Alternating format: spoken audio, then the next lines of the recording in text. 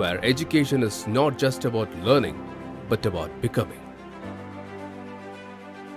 JNN Institute of Engineering, Autonomous, Chennai. Madurai Velammal திடலில் மத்திய உள்துறை அமைச்சர் அமித்ஷா தலைமையில் பாஜகவின் மாநில மற்றும் மாவட்ட நிர்வாகிகள் கூட்டம் நடைபெறுகிறது. கூடுதல் விவரங்களை வழங்க செய்தியாளர் மணிகண்ட பிரபு இணைந்திருக்கிறார். மணிகண்ட பிரபு, கூட்டம் தொடங்கிவிட்டதா? என்னென்ன முக்கிய அம்சங்கள் குறித்து ஆலோசிக்கப்பட இருக்கிறது?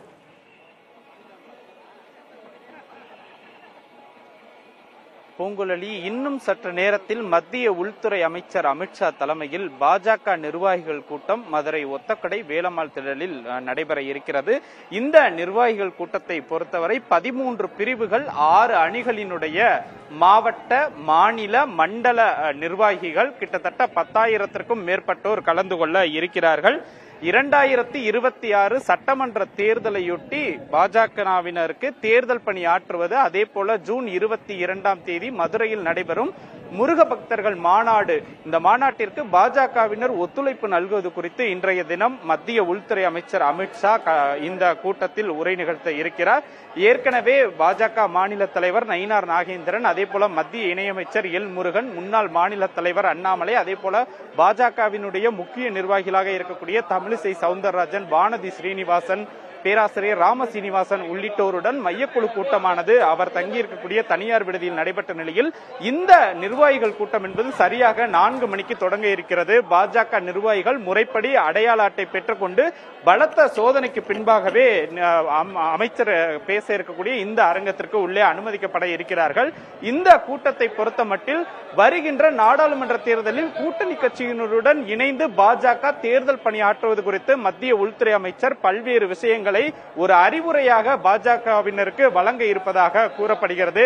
அதே போல தென் மாவட்டங்களின் பக்கம் பாஜகவினுடைய கவனம் திரும்பி இருக்கக்கூடிய நிலையில் தென் மாவட்டங்களில் பாஜகவை இன்னும் பலப்படுத்தும் வகையிலும் அவர் தரவுகளை காலையில் இருந்து சேகரித்துக் கொண்டிருக்கிறார். அதே போல இங்கே நடைபெறக்கூடிய இந்த கூட்டத்தில் மதுரை, நெல்லை, தேனி, சிவகங்கை உள்ளிட்ட தென் மாவட்ட நிர்வாகிகளும் அதிக அளவில் கலந்து கொண்டிருக்கிறார்கள். நீங்களே பார்க்கலாம், தற்போது பாஜக கூட்டத்திற்கு அதிகப்படியான நிர்வாகிகளை பலத்த சோதனைக்கு பின்பாக இந்த கூட்டத்தில் அனுமதிக்கப்பட்டிருக்கிறார்கள். முழுக்க முழுக்க இந்த ஒத்தக்கடை வேலம்மாள் திடல் என்பது காவல்துறையினரின் கட்டுப்பாட்டிற்குள் கொண்டுவரப்பட்டிருக்கிறது.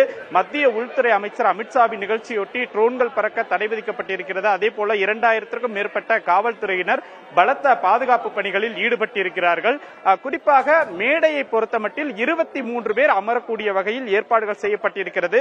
மத்திய உள்துறை அமைச்சர் அமித்ஷாவுடன் மாநில தலைவர் நயினார் நாகேந்திரன், அதே போல மத்திய இணையமைச்சர் எல் முருகன் உள்ளிட்ட முக்கிய பிரதிநிதிகள் 23 பேர் மேடையில் அமர இருக்கிறார்கள்.